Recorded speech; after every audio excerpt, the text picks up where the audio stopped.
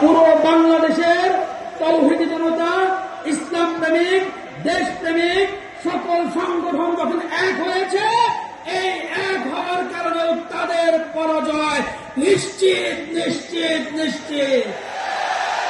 অতএব প্রিয় ভাই আমার, আপনাদের নেতৃবৃন্দ এক হয়েছে, আপনারা মাঠে ময়দানে আছেন। আপনাদেরকে এখন প্রত্যেকটা পাড়ায় মহল্লায়, প্রত্যেকটা ওয়ার্ডে ওয়ার্ডে, প্রত্যেকটা গ্রামে গ্রামে এই 8 দল সহ স্থানীয় যত নেতৃবৃন্দ আছে তাদেরকে নিয়ে দুর্বার আন্দোলন এবং সংগ্রাম করে তুলতে হবে।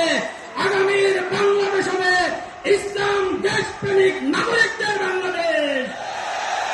ইসলাম দেশপ্রেমিক নাগরিকদের বাংলাদেশ গড়ে তোলার জন্য আপনারা কি ঐক্যবদ্ধভাবে পাড়ায় পাড়ায় মহল্লায় মহল্লায় দুর্গ গড়ে তোলার জন্য তৈরি আছেন তো? ইনশাআল্লাহ আল্লাহ পাক তৌফিক দান করেন। নাসরুম মিনাল্লাহি ওয়া ফাতহুন করিব। দেখা হবে।